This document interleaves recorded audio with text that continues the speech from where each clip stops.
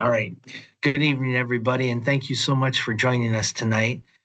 Tonight's seminar, Building Stronger Clubs, Culture Connection, Community, and the AKC compliance that's wrapped about maintaining your eligibility and what you should be doing within your community. I'm Guy Fisher. I'm the Director of Club Development for those that don't know me. Been with the AKC for 12 years. I started off as an executive field rep and basically went into management in 2017, becoming the manager of club development. My predecessor recently retired, and I was promoted and been at this job now since 2017 and working in this department as well as club relations. I'm very happy to present Amy Haggie, which is the manager of the department.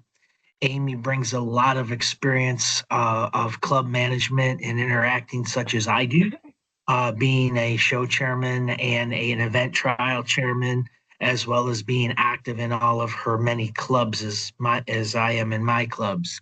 Um, Plus, Amy was a employee on and off with AKC for a total of 15 years. Correct, Amy? That's correct. Yes. Long time. Yeah, long time, long time. So that gives you a little bit of background. I myself, a life member of my parent club, and multiple all breed clubs, independent specialty clubs, and in fact, I'm a member of some limited breed clubs as well. So I'm going to turn it back over to Amy to get it started. And Well, thanks everybody for joining us. I think I speak for Guy when I tell you that we are absolutely blown away by the amount of interest that has been shown in this webinar. I realize that as we go along that some of this is more geared to certain types of clubs than others, but I truly believe that you guys are going to get some tidbits to take back to your club so you can implement for the future. I really want to start with culture because at the end of the day, what really makes or breaks a club is not really just one event or one class or one program. It's really how people experience it. So as we move through this presentation, I want everybody to kind of reflect on what's being discussed.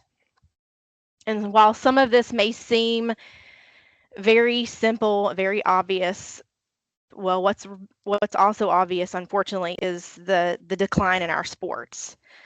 So I think it's important to revisit what's simple and what's obvious so that we can be able to move forward. So let's talk honestly for a minute because this is something we hear from clubs all the time, whether they realize it or not, and it's one of the most important conversations that we can have.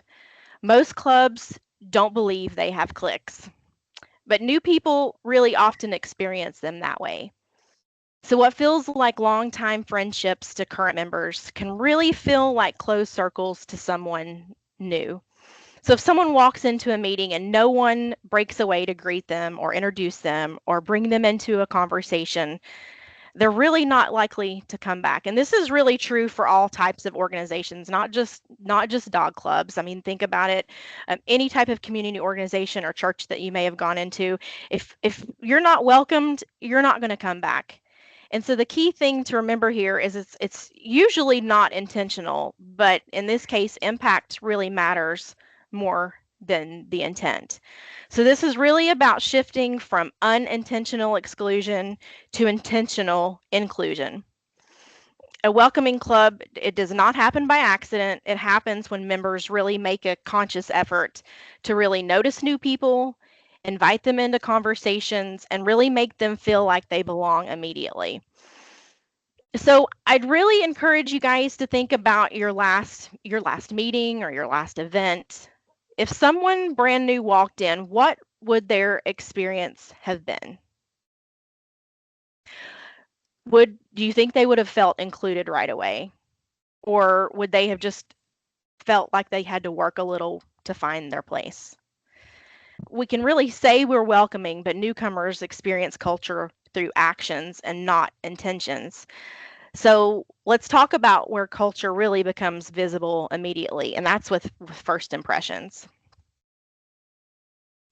So again, let's go back to that imagining someone attending their first meeting or their event. They don't know the structure, they don't know the people, and they don't know where to go or what to do. I want to share a conversation that I had with a gentleman last week, and I believe he may be on this webinar.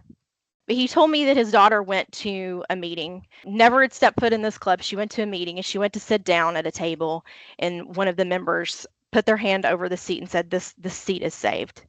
Not, hey, my name is so and so. You know what? Actually, this seat is saved, but let me grab you another one. Nope, it was just this seat is saved. Now, I hope she went back. I don't know if I would have gone back, but just think about that. Think about that first impression that was made.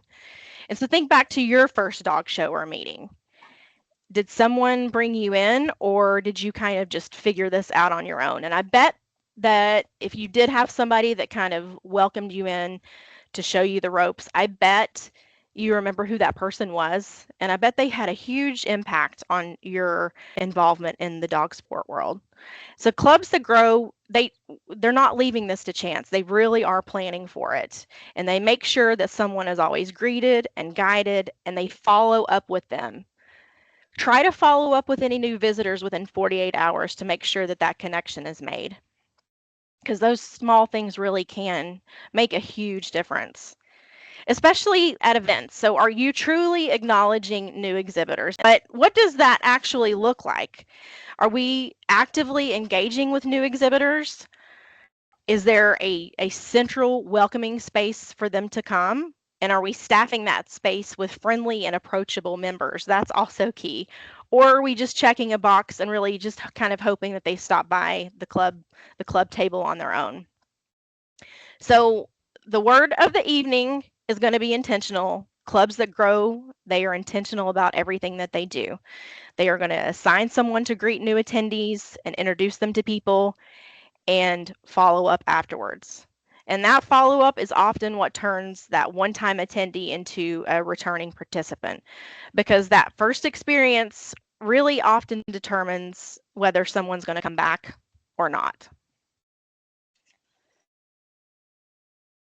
Clubs today often include multiple generations, and I think that that is a real strength here. But it also means different expectations exist because people have different communication styles, expectations, and timelines for getting involved. So a lot of hypothetical questions will be asked tonight. So how many of you would say your club has both longtime members and newer members? And do you ever feel like they're operating a little differently? And if so, that's completely normal. Newer members really often want faster inclusion and clear direction and immediate opportunities to participate. Whereas longtime members, they may feel a little bit like you need to earn your place first, learn by observing over time, and neither of those is wrong. But if we don't bridge that gap, that's when we start to lose people. So the goal here is really balance. So value experience and welcome new perspectives and be willing to adapt, because adapting doesn't weaken a club. It's actually allows it to strengthen. So first impressions are often what really gets someone through the door the first time, but what keeps them coming back is the connections that they make. And so that really leads to an important question for today's clubs, because how are we creating opportunities for those connections to happen, whether it's online or in person? Well, I know, especially post-COVID, a lot of clubs went to online meetings, and there is a definite advantage to virtual meetings. Members don't have to drive, weather's never a factor, and participation can definitely increase, especially for members who work or travel frequently or have possible mobility challenges. But online meetings are efficient, but they're not building those relationships the same way that face-to-face interactions do. I've had this discussion with numerous clubs about this. Think about the friendships that you've made in dogs, and most of them they didn't happen online, I would imagine, and they didn't develop necessarily during formal business meetings either. they probably developed while setting up rings or sharing meals after an event or helping each other groom or simply just sitting around talking about dogs because every single one of us is good at that. So if every interaction really becomes transactional and virtual, clubs can unintentionally lose the sense of community that keeps people engaged. So one approach that a lot of successful clubs are taking is to use the virtual meetings for routine business and administrative tasks while reserving some in-person gatherings for social events and educational programs, mentoring opportunities, or really just spending time together.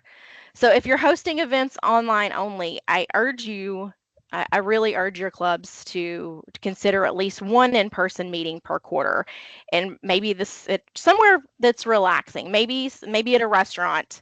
You never know, that table that's seated next to you, especially if you've got some well-behaved dogs there, they may pick up on the conversation and wonder what all the fuss is about. So that's always a great idea. But I think it's important to remember that people may join a particular club because they love a specific breed or a specific sport, but they stay because of those relationships that they build. And while technology, it's a fantastic tool, but it should be there to support the community and not to replace it. So one of the best things clubs can do is to stop labeling people as confirmation people or performance people. We're all club people. We're all dog people. And the reality is that we're all on the same team and we need each other. And many of today's newcomers are really entering the sport through performance events. They may discover agility or scent work, fast cat, barn hunt before they ever learn about conformation. And that's not a threat to our clubs. It's an opportunity. And I'm going to repeat that. That is not a threat to our clubs. It's an opportunity. So if someone comes to your Fast Cat, ATT, or rally or scent work event, that's likely not the end of their journey. It may just be the beginning of it. Agility was for me. I started off in agility and I did just about everything you could think of, rally, Fast Cat, hunt test, you name it, before I ever stepped foot in the conformation ring. 18% of people who try Fast Cat end up trying out conformation. And the statistics that we pulled, it was in 2024, there were about 80 people per event. So it's been a long day and I'm not good at math anyway, so I'll let you think about that. So 80 people per event and 18% of those tried conformation. So what a wonderful way to bring people into the fold and introduce them to everything that our clubs and AKC has to offer. And in many cases, these performance events are what's generating the significant participation and revenue that's really helping clubs remain financially healthy now. For some clubs, those events are what are helping support facilities and equipment and even those confirmation events. So we've got to stop thinking about who belongs and who doesn't. Instead, let's ask really how we can help people feel welcome and encourage them to explore everything that we have to offer. You never know, someone who's trying out that Fast Cat event today may be tomorrow's volunteer, a committee member, or show chair, or club president. You never know. Quickest way to lose those people is to make them feel like outsiders. And the best way to grow a club is really to make every participant feel like that they belong. And one of the best ways to bridge the confirmation performance gap is the intentional exposure. So ask them to join. So at those clubs who are offering multiple events, how often are you asking for volunteers from outside of your sport? And I'm not talking about just sending an email to the club membership or standing up and asking for volunteers at a meeting. I'm suggesting to ask personally. I know with my club, there really aren't that many of us that participate in hunt tests. So when our club got licensed, I was the hunt test secretary, and the first few we offered, I did that very thing. I got up, I asked the membership, "Hey, we need some volunteers," and it was crickets. So then I started asking individually, and now those people who own the Dobermans and the Irish Wolfhounds, they're the first ones to volunteer at our events. And it really created a chain reaction too. When they went back and told the club how wonderful this event was and how awesome it was to see these dogs do what they were bred to do, again, it started a chain reaction. So at the last hunt test, I had to tell people that we were good on volunteers, but obviously still welcome them to come join us and promise to provide some snacks. That's another key takeaway from this presentation, is always provide snacks. So for clubs who are not offering anything additional outside of confirmation, please consider doing so. And that could be something as simple as CGC or ATTs, because that can really help expose newer people to your club and AKC sports. The clubs that are thriving now are not only offering confirmation. It's just a different world than it was in years past, and we simply must adapt now. We don't need every member to participate in every sport, but what we do need is every member to respect and support the people who do participate. Which leads us to another topic that can feel a little uncomfortable. Most challenges in clubs, they really don't start with the structure. They start with the people, and I can feel the heads nodding right now. Through my computer screen. So every club has dealt with a conflict at some point. That issue, it's definitely not whether it exists, because it's always inevitable inside any passionate organization. But how it's handled, that's what does matter. When negative behaviors such as gossip and complaining and dismissive attitudes go unchecked, it really creates an environment where people just don't feel comfortable participating. And as we know, that just doesn't happen in person anymore. It also shows up on social media. Oh boy, does it. What's said in Facebook groups and comments on Facebook posts, private messages, although there's no such thing as a private message anymore, because they can always become public. But these can have just as much impact as what happens ringside or at club meetings. And here's the reality, folks, is one negative voice online or in person can quietly push away many potential members. So have you ever seen someone just kind of drift away from a club and you kind of knew why? Well, that doesn't usually happen just overnight. It's likely small moments that have built up over time. And so that's why leadership, well, really all members play a role in setting the tone here. And so that looks like addressing issues early and keeping conversations respectful, not tolerating gossip or bullying, and just being extremely mindful of how we represent the club, even online.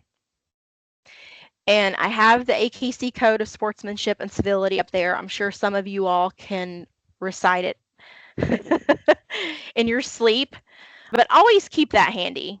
Live it, love it, make sure you have it front and center at your meetings and your events, and share it regularly with your club members. It's truly not just words on paper, but words to live by, even outside of our little dog sport microcosm. And we also have a really great document on working it out that we are happy to share with you.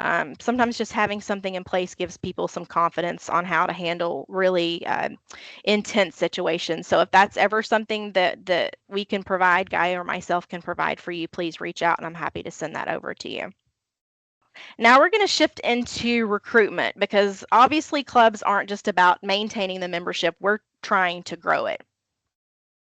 And recruitment today looks a lot different than it did 20 or even 10 years ago now. And it's not just about asking people to join. It's creating an environment that they want to join. People are typically drawn to positive and welcoming environments and clubs that are visible and active, and we'll get to that in a few minutes, and obviously groups that are well organized. And they really want to understand what they're walking into and what they're getting out of it. And so one of the biggest challenges we see is that clubs assume that people already understand what they do, but from the outside, that's not necessarily clear. So it's important to be intentional about how you represent your club. Again, intention, that's going to be the word. Be intentional about who you are, what you offer, and why it matters. So where are our new members coming from right now? And is it something that we've planned, or is it just something that kind of happens when it happens? Because recruitment, it's not just about that single moment. It's really an entire experience, and it starts with visibility, positive first interaction, and really a clear path forward. Now, something that we can help out with club development, and we've had many clubs take advantage of this, is our meet and greet options.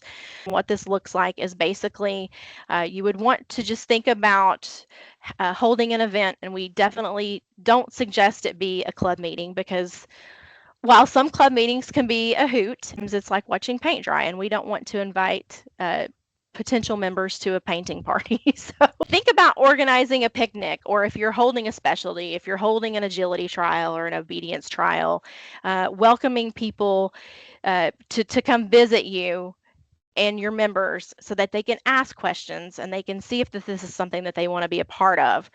And how it works is that we have access to all this data that allows us to help you. I can send you a form. You would need to give us about 60 days notice, just so our marketing team can work on curating an email for your club, inviting them to this event that you and your club have planned. We send it with about a 50 to 75-mile radius of your club, letting them know about this event. And it is, if you're a breed club, we would obviously only be sending it to that breed. But if you're an agility club, or a performance club, or an all breed that offers classes and obedience trials and things like that, it would be sent to anybody that owns a registered dog in that 50 to 75-mile radius. So that's something to think about, and that's definitely something that we can help out with. Ultimately, culture is club's strongest recruitment tool, because when people feel welcomed and included and valued, they don't just join, they stay, and we want them to stay. With recruitment, a big part of it's creating something that people want to be a part of, like we mentioned. But even when we do all of that well, that we mentioned on the previous screen, there still can be things that stop people from taking that next step. And sometimes the biggest challenges, they're not obvious. They're barriers that we don't even realize are there. And so that might include cost, or feeling out of place, or not knowing where to start. And often people aren't going to say anything, they're just going to walk away. So have you ever heard someone say, and I'm sure you have, well, I thought about joining, but, well, that is where your barrier is. And so one practical way to address this is by lowering the barriers to entry. So that might look like junior or family support, or sponsored memberships. I have a friend who pays dues for puppy buyers. For any puppy buyer that she has, she will pay for the membership to the local clubs. And I'm not saying for breeders to do that. I'm not making that suggestion, but, well, maybe I am making that suggestion. It's just a thought. But maybe that's something that clubs can consider, is doing kind of a first year reduced due or sponsored memberships to the club. And we don't want to look at it as that we're giving things away. It's just really about creating a starting point for these people. Because once they feel connected and they have a role and they see the value in the club and what it has to offer, they stay engaged. And even those small changes, it can make a huge difference. That clear communication and friendly interaction and easy entry points, awareness to these barriers, it's really the first step. And once you start identifying them, that's when you can start removing them. And that's where you can start to see the real growth in your clubs. So once we've removed those barriers internally, the next step is really looking outward, because strong and growing clubs aren't just operating within their own group, they're visible in their communities. The clubs that are really thriving today, they all have one thing in common, and that's that people know they exist. And more importantly, people feel comfortable approaching them. One of the easiest ways to do that is by connecting with organizations that are already connected to your target audience. How easy is that? Like 4-H programs. These programs are full of young people who are already interested in animals. That just creates a natural pipeline for juniors and future members. Chamber of Commerce and other local business and community organizations. These are especially valuable because they're hubs for local businesses and leaders and even new residents. But don't I don't want you to just join. You must participate. And there are a lot of simple ways that clubs can get involved with these organizations. Attend the networking events and just introduce the club. You can host or participate in the community events, offer to be a guest speaker on topics like dog safety or responsible dog ownership, or set up small table or booth at chamber events or at like local festivals. Think about setting up a table there just to introduce your club to the public. Realtor associations are another really great practical opportunity because they're welcoming new people into the community every day. So if you can provide simple collateral like a one-page flyer, something like a new to the area with dogs resource, meeting or event information, that can really connect those new residents directly to your club. And I don't think we should overlook 55 plus communities because these are often individuals who really may have time to get involved. They may be looking for social opportunities. They may have an interest in dogs already, and so they can really become volunteers and active members rather easily. How awesome is it that these audiences already exist? We don't have to go find them. So it's pretty easy. The opportunity is simply just to show up and build relationships. And I know that we're good at that. We can do that. And so with any of these events, you can really connect by offering those short educational talks or hosting small meet the breed type events. Just share information about your activities. It really doesn't have to be complicated. Again, it's about being visible, building those relationships, and being approachable. Because when people know that you exist and they feel comfortable, that's when that engagement really starts. And that's how you start turning that visibility into membership. Once we've started showing up in the community and we're building those relationships, we're being visible, we're doing all that wonderful stuff, the next step really becomes, how do people see your club? Because it's one thing for people to know you exist, but it's another for them to recognize you as a trusted resource. And I think that this is really where clubs, we've gotten away from this.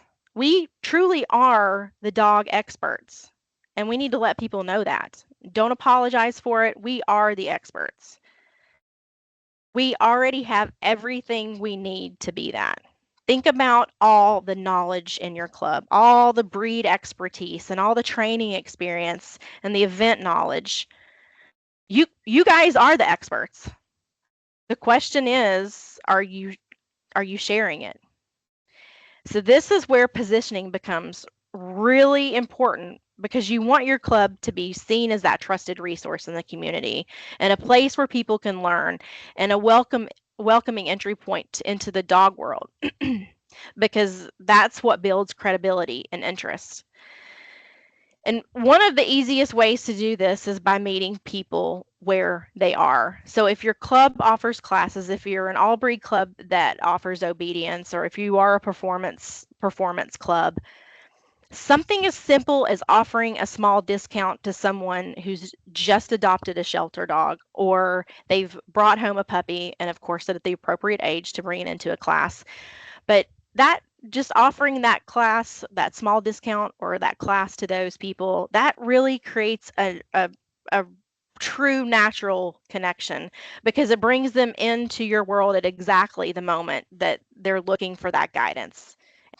And again, the best way to share that expertise is going back to the previous slide, is through visibility. So community events, meet the breeds, demonstrations, social media, Facebook, Instagram, TikTok, all that jazz. The fact is, the more you put your knowledge out there in an approachable way, the more people start to see your club as a place that they can learn and they can connect and they can get involved. When we talk about culture and how welcoming your club is, and how people are treated, how they experience those first interactions, that's really where everything begins. But the next question, it's just as important. Once people are there, what happens next? Because creating a welcoming environment is one thing, but actually keeping those people engaged and involved and coming back, that's a whole other, that's something else entirely. And so let's shift into what happens after that first impression and how you turn initial interest into long-term involvement within your club. And for you Seinfeld fans, you'll recognize this episode probably. So after we've reached out to everyone, all the 4-H clubs and the organizations, and we've recruited them through the Chamber of Commerce, we've met people at events and meetings. So now what? People have shown interest, but why aren't they joining? So again, going back to the Seinfeld episode. So in this episode, Jerry, he's trying to pick up his rental car, and they have given his rental car reservation away. So we know how to bring people in, we just don't know how to keep them. And this is one of the biggest missed opportunities for clubs. Think about the last few people who showed interest in your club. Did they become members, or did they just come once and then just disappear? Just like the but was in that barrier, that gap is where your opportunity lies. So without a clear path, people really kind of lose that momentum. They come to an event, they have a really wonderful experience, and then there's no follow-up, so then they just move on. So what works is having a very simple pipeline that someone attends the event, you connect with them, we follow up with them, we invite them to a meeting, and that's a way to get them involved. And it just doesn't have to be complicated. Again, all this is really rather simple, but it does have to be intentional. And without that structure, people just kind of flail and disappear. And the good news is that it's one of the easiest areas to improve, because even something as simple as a quick follow-up email or a personal invitation or assigning someone to be that contact point can immediately increase engagement in our club. Remember this, when someone is showing interest, they're telling you something, that they want to be a part of what you're doing. And this is where you meet them halfway and say, we're so glad you're here and we can help you get started. And that can be done through mentorship. So mentorship is one of the most powerful tools that you guys have, but only if it's intentional. And don't leave the newcomer experience to random chance. It's important to assign specific, experienced, and welcoming mentors to new members to really guide them through meetings or show trial systems. A good mentor would introduce the new member to others and really explain the whats and the whys of the club. Be proactive. Too often clubs say, if they have questions, they'll ask. But new people often, they're not going to ask. Just understand that new club members are often hesitant or uncomfortable asking for guidance. So reach out directly to see how you can be of assistance. And offer continuous engagement. True mentorship, it's ongoing, it's an active relationship. I would suggest, checking in regularly, because it really helps build that tight-knit community and promote sportsmanship as well.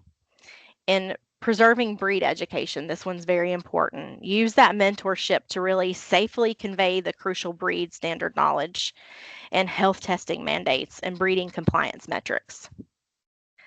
So again, mentorship should be assigned and not assumed, active and not passive, and ongoing. And this creates that connection, and connection is what keeps people engaged. And at the heart of engagement, it's something very, very simple. People just want to feel needed. So if someone attends meetings and they never have a role, they'll eventually just disengage. Think about your last few meetings. Were there people there who didn't have a way to get involved? And those are often the people that we lose first. So instead of saying, let us know if you want help, try, would you be willing to help with hospitality at the next event? Kind of like back to my, my hunt test invitation to people. When I started asking personally and specific, that's when I got the engagement. So invite them in and make it easy, be specific, and then follow up. Thank them, ask how it went, and don't pick apart their efforts. I know sometimes new people, they may get things wrong, but coach and encourage them and just don't pick apart their efforts. Invite them again, and that's how we can engage, and engagement builds up over time. And when we talk about growth, juniors are such an important piece, but we really have to think beyond just the confirmation ring. Juniors are often how entire families get involved. And if families feel included, they stay, they participate. You've got plenty of volunteers there. They invest in the club, and if not, they just move on. And think about the juniors in your club right now. If you're lucky to have juniors in your club right now, have you provided them a path forward or just a place to compete?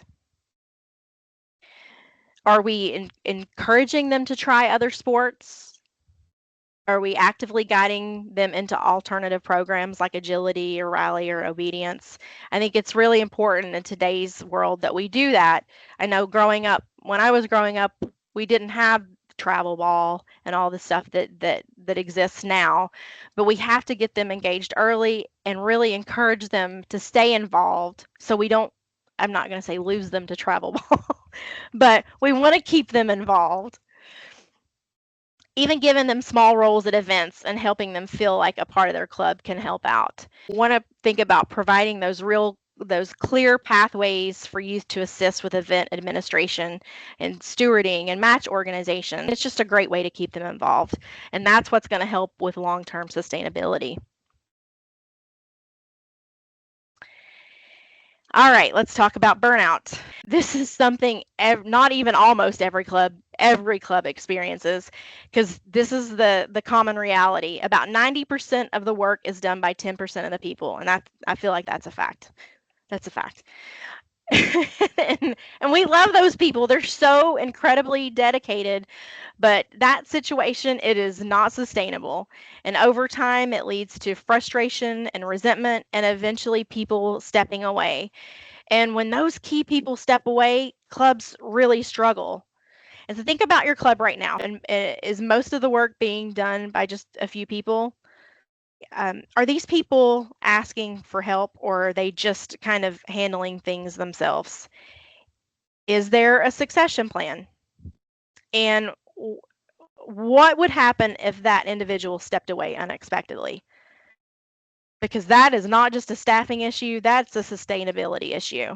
And strong clubs are not built on a few people doing everything. They're built on many people contributing in manageable ways. So the solution really isn't asking the same people to do more. It's about spreading the work across more people. And that starts by making it easier to help. So breaking roles into smaller, manageable pieces. Coaching or shadowing a co-chair, inviting people to take on specific tasks, and accepting that not everything has to be perfect. And just as importantly as all of that is recognizing and appreciating the people who are showing up and doing the work. And we certainly appreciate all of you guys that are showing up and doing the work. So before I hand this over to Guy to talk about compliance, I just want to reiterate some points again. We have to be intentional. People are not going to come to us necessarily nowadays. We have to be welcoming. Don't discount people who are coming to you from other sports or with mixed breed dogs if you're offering those obedience classes. Again, think back to that 18% fast cat. This could just be a starting point for them. And we have to remain stewards of our sports, which means we have to uphold that AKC code of sportsmanship and civility at all times. And it doesn't only apply in person, but online as well. So with that, Guy, I'm going to take a sip of water and I'll let you chat away about compliance and guidance. So, Amy, nice job. A couple of things I'd like to highlight with what she covered. Sometimes when we're out across the country doing our promotions and our seminars, and we get on the sidebar of questions and answers and stuff during the presentation. The chat has been going great, great comments, wonderful. I love the Oh, engagement. awesome. I, I wanted to say that we probably won't get to all of the answers. So please feel free to email us and we will individually email you answers directly, or give us a call Monday through Friday, 8:15 to 4:30. We return the calls in the order that we receive them, and we will get back to you, we promise, and we will answer all of your questions. So just wanted to put that in there really quick. And then Awesome. AKC compliance and guidance. So what we're going to talk about is, basically you have to, most clubs nowadays, you have to attend 2 meetings, maybe volunteer.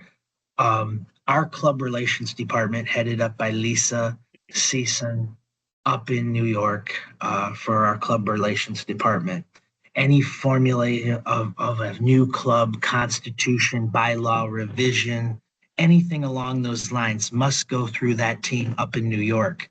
What we're going to do is we're going to be able to help you, and we're going to be able to observe and give you complete advice about the democratic process, record keeping, and the most important thing, your regular meetings being scheduled, the number of board meetings, the number of general meetings that your club wants to comply to.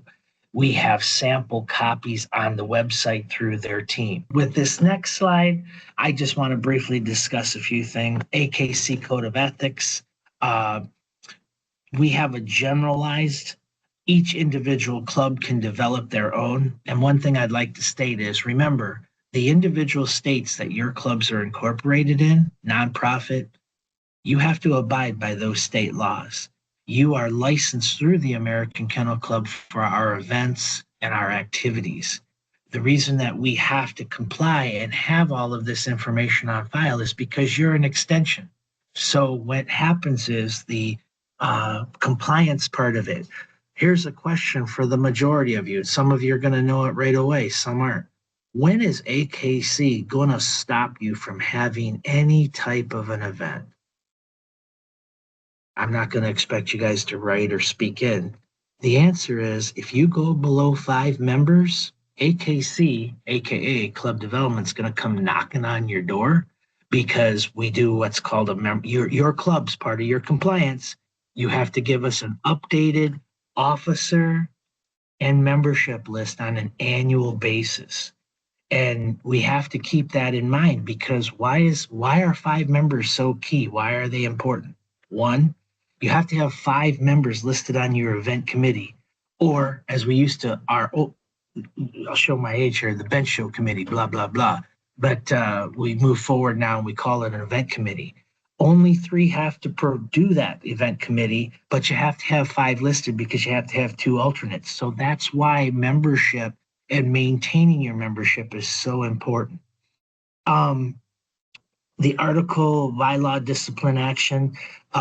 Every individual kennel club is going to have disciplinary action accepted and drafted within their constitution and bylaws. And again, Lisa and her team go over it with a fine tooth comb, and they really do work it to where we have really come full circle. And we want our clubs and our people to be more welcoming. We've developed a couple of great programs, the 2-tier path, which is the mentored program, which alleviates from having to do the traditional B&A matches. And if you have enough experience with the X amount of people. So those are all things that are key and important. One thing that I forgot to have Amy add to the slide is your eligibility for future years of dog shows, which is part of your club compliance. What are you doing within your club's community? Where are you anchoring your footprints? As you know, AKC has a policy. You can move 125 miles from your club's territory to have your events. A lot of clubs, I'm proud to say, are in their territory doing multiple events, but the big confirmation or bigger events could be paired within a cluster. So I always like to emphasize, You have to have your footprint in your community, because if you ever reach out to AKC Club Development for a mix and mingle or a meet and greet, we harvest the data from your club's territory. And if you're having your dog shows 100, 90, 85 miles from your territory, to direct those people to those events to come to meet you at, like Amy said, we're not going to bring them to a kennel club meeting. Like she said, it's like watching paint dry, or you have click A against click B, and the last thing you want to do is bring somebody new. You're probably wondering, how do we get that data? You'll be so surprised on how many AKC registered dogs are in your club's territory that knows nothing about your club, knows nothing about our sports other than Westminster, America's Dog Show on Thanksgiving. They might drive by a billboard, they might drive by, or the key thing is social media. You can advertise and you can promote there. And then basically, uh, so basically through the social media, you have the public education coordinator, the breeder referral contact, and the AKC liaison. Now, public education coordinator, basically this would be a person that you want them to be a very solid people person, a person that is not afraid to answer their telephone, answer emails in a timely manner. And basically, with that being said, they're going to be a person well built within your club's territory or community. We've worked, like I said, club development came back into full fold in January of 2017. I have worked with some wonderful, wonderful mentors, reestablishing the mentor program across the country within clubs. Um, Many clubs across the country have done away with the breeder referral contact list. Back from my original state, we had a particular kennel club. We used to wait for their annual updated breeder referral catalog. We stepped away from that because, again, as our world evolves and times are changing, a lot of people don't want their addresses. A lot of people do not want a lot of their information out there for public knowledge. And then again, we also are living in a time frame where if you breed more than 2 litters a year, people look at you cross-eyed, which is a sad situation. Because here, like Amy said earlier, we are the dog experts. We facilitate with other dog experts where within our clubs, so that we can be in a format and a situation where we can communicate and we can learn from each other and we can promote what is working for my breeding program, your breeding program, what's not working. This is all facilitated within our clubs. We come together in this social setting, but under total compliance and under total running of your clubs, Robert's Rules of Order. You have order to follow. And this is so key and so important. If clubs stick to those key things, when controversy or conflict comes into play, you'll always have the strength of your constitution and bylaws. Some clubs also have club rules, policies, standing rules, so on and so forth. And again, that's all under your umbrella of your licensing within your state, and state law supersedes everything.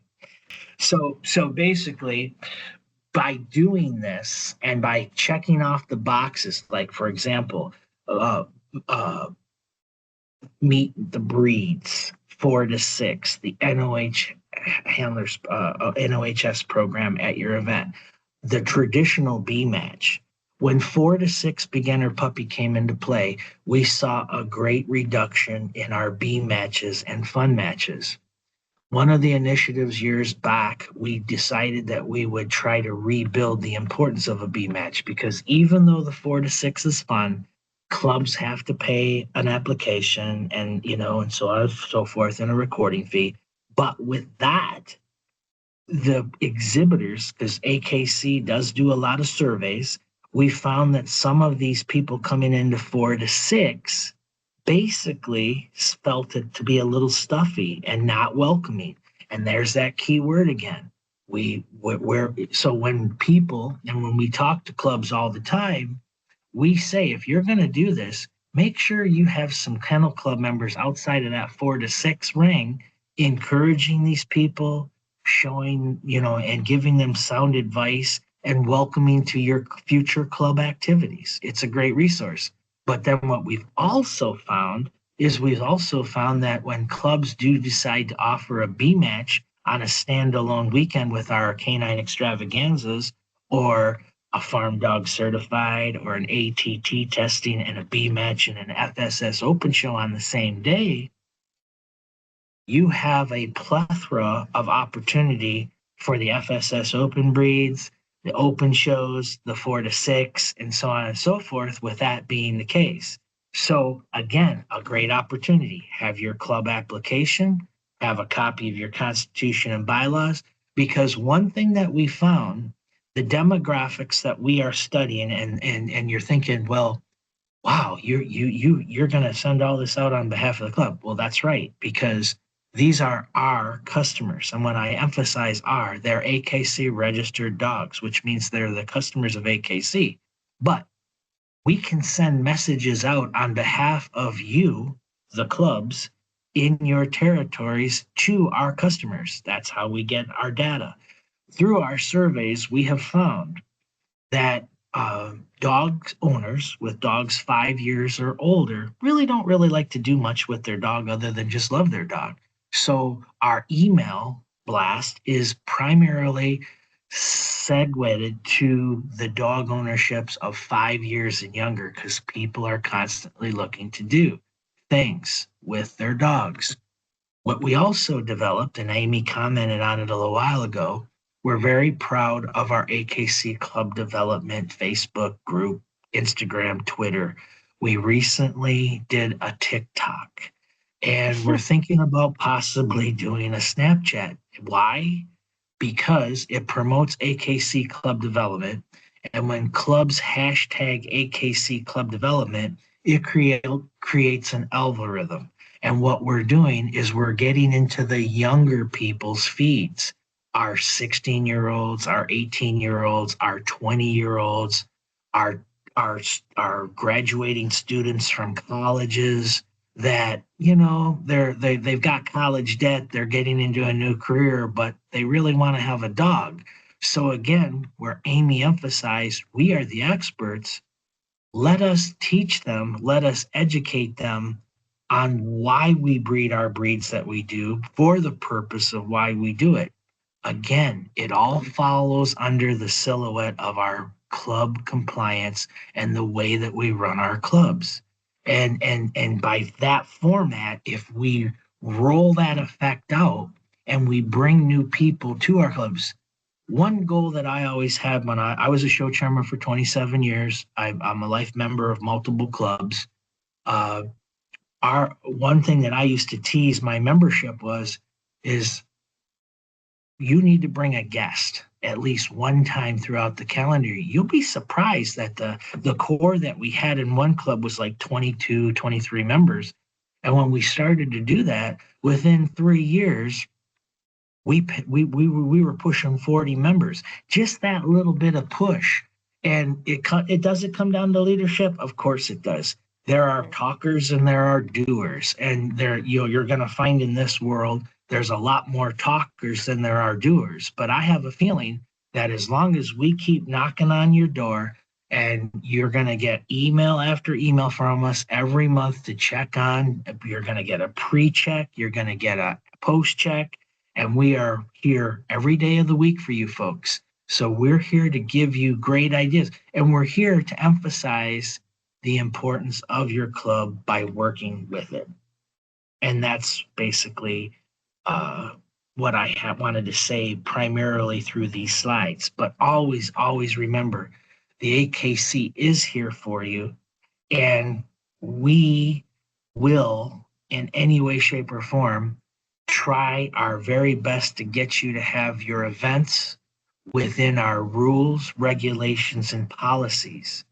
If we could swing a magic wand and get a perfect world, I don't think we would be having this meeting tonight. But we have to abide by our rules, regulations. Our event team, who processes your applications, to your show approvals, to approving your judging panels, that all goes into your club compliance.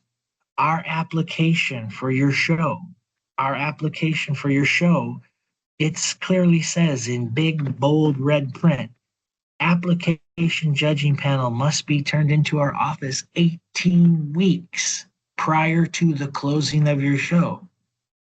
That doesn't mean wait to 17 and a half weeks to get it in, because I'm going to tell you something. Our paperwork, our applications are processed in the order that they are received. We get a lot of calls, and our event staff is there to answer your calls, answer your emails, and help you through the process. Now, our club relations team are also very busy. I do see a couple of people that said into the chat that they haven't heard.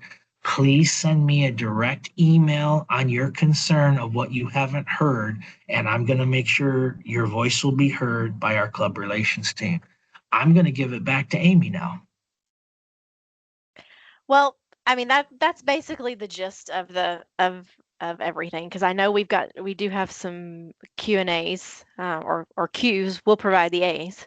Um, but again, I think everything, Guy, that was fantastic. But the key takeaway from all of this is that, again, going back to that intention, strong clubs are built intentionally, and culture does not happen by accident. Neither does engagement.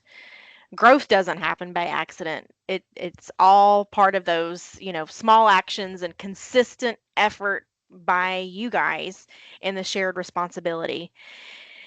And as you're thinking about that one thing that you can take back and do differently, all of that, the culture, the engagement, the growth, it's all incredibly important. But at the end of the day, that's not the reason that any of us started doing that. That's not why we joined a club. Why did we join a club? Why did we join the club? It's because of the dogs. That's Guy and I, several different pictures there. Um, that's what brought every single one of us into this in the first place, right? They're what connects us across clubs and breeds and sports.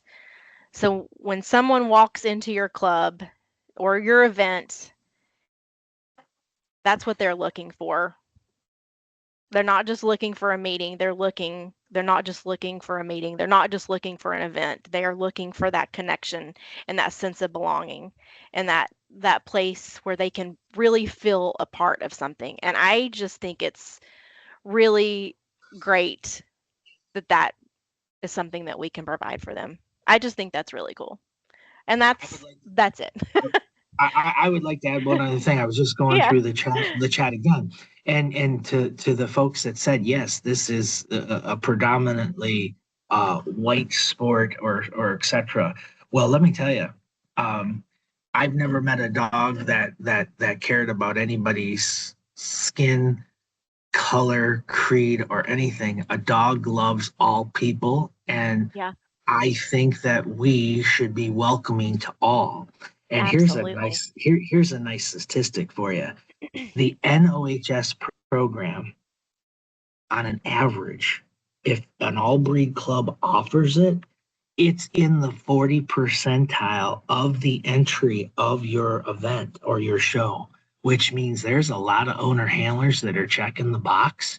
So when you're putting together your panels and you're putting together your plans for your NOHS groups and best in show, those people are just as important as the professional handler. And for those that didn't know this, I was a former professional handler for 27 years. And like Amy said, um, mentoring and giving back. And here is what I want to say. When I was busy with my string of dogs and brushing and grooming and trimming and getting ready for the ring, if a family or a child or a couple would come up to me to ask me specific questions, I would provide them to my assistants to help. until I could get back, or I would ask the folks. And that is that I know of so many other former professional handlers that did the same thing. And when it was my time to say, I want people to remember me looking good in the ring versus the way I look now, it was my time to give back. And I had a wonderful opportunity to bestowed on me by the job offer to come to work for the American Kennel Club. Because ladies and gentlemen, I'm a second generation dog person. I was born into it. So AKC registration, AKC dogs, dog shows confirmation. And I got to tell you, I had many clients that invited me to go to hunt test field trials. Never did it because I was always out showing dogs, right? Well, let me tell you, that third picture in the column that Amy has up there, that's my wife, and that's our Bracco achieving her junior hunter title. I got to tell you, this old man who's kind of overweight is out there almost every other weekend training dogs with birds. And I got to tell you, I love it. And I got to tell you, those clubs are just as important as our confirmation clubs, like Amy was saying, and the crossover and the communication and the community that the AKC has created. We only want the best for dogs, and we want the best for the people that participate with their dogs. Our AKC website is very large. It is sometimes can be difficult to maneuver, but the education and the amount of information that you could learn from it, we are here for you. And I can't emphasize that enough. And I will stop talking now because, as you can tell, I like to talk. And I've tried really hard to reduce that. But as you can tell, Amy and I are very passionate about our clubs. We're very passionate about our dogs, and we're very passionate to help people feel welcomed. And more importantly, if you can take advice from us or take advice from the American Kennel Club to make your clubs better, we are always open. Mm-hmm. I'm still under the formula. I live every day and I want to learn something new every day. There's lovely ideas that are flowing into this chat right now, and the question and answers and so on and so forth. We will follow up with you folks, I promise. So I certainly hope that you've taken something and you can share this with your clubs, and maybe our passion can ignite your passion to incorporate this to recruit, because now is the time for us to stand up and tell people we love breeding our dogs. Breeding our dogs are not a bad thing. Our breed standards are specific, and they are specific for the purpose of what those dogs were bred to do. And education and getting our message out there. And Amy and I will be working really hard to get your club messages out there. Amy, I'll let you close. Okay. We did have some Q&A. I'm going to read some of these questions if you could possibly help out here. Pam says, I'll try my best. Our local specialty does an okay job of getting new members considering our breed. Currently, there are some fundamental and serious disagreements based more upon clicks than substantive, I can't even read today, issues. One side is presenting it as getting new blood, while the other side sees it as kicking aside longtime members. So this obviously isn't an AKC problem, but we are looking for advice for bridging this divide. So obviously it is an internal club issue. We at AKC want everybody to be welcoming. We want you to try to generate new members. The way that you read the question to me, I would say it could be the older members, the older folks possibly could feel that they're getting pushed or forced out. I believe this would be something that you guys may want to address, maybe call a special board meeting to discuss it at the board level, and then take it to your general membership and discuss it there. But I certainly can't see, and I certainly don't think that anybody would be trying to derail or force anybody out of the club. So Okay.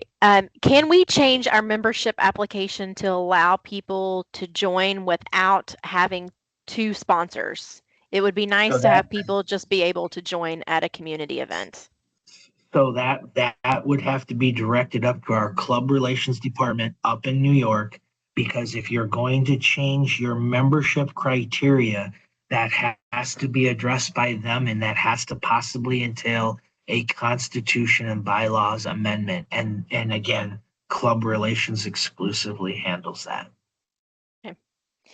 Um, what does AKC recommend as next steps if a breed club is not working on inviting in newcomers, new ideas, and therefore creating a poor reputation and turning away potential members? I think a lot of people can feel very turned off by a club's happenings, yet still want to be a part of that breed and what happens with it. This can be difficult to navigate past the document that was mentioned earlier. I'm assuming she's talking about the um, working it out. Working it out. Yeah, Yeah. yeah.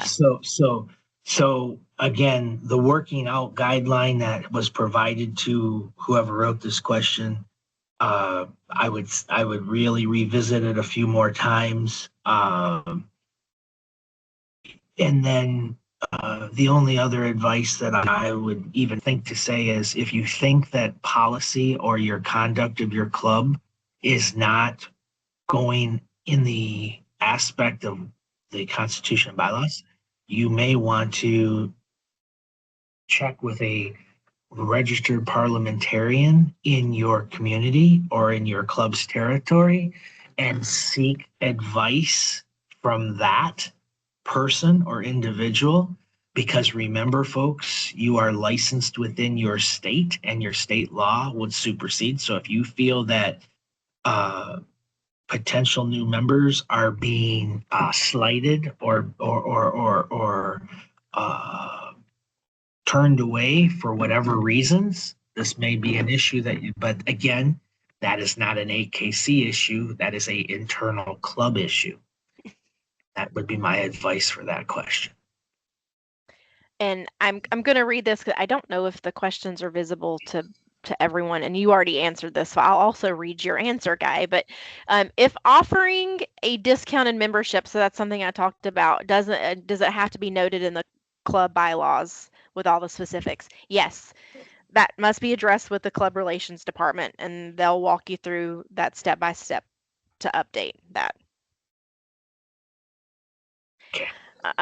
Okay, and does AKC Club Development have insights they can share regarding overall club metrics, such as number of members, membership dues, cadence of meetings, and number of club events per year?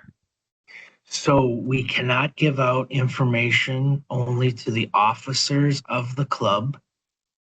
So we could not give out total membership, but we do have metrics that we could share only to the officer, primarily the president, the delegate, the secretary, the show chairman, for the number of events that a club would have. Yes, we would have a way to record and have records of everything.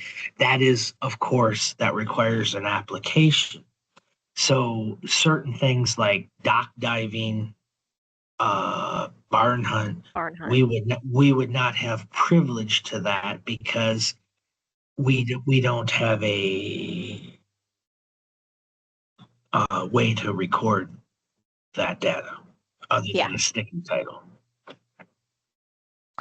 And I I know that the chat is going nuts and I love it. Um, but there's no way that we can sift through the chat for questions. So if you have it, the next to the chat button should be that Q&A. If you have a specific question, we can go back and read the chat. I love it. I'm loving this. But Marlene does says another membership problem is having members who pay and don't participate, and they impact making a quorum. Oh, this is a good one.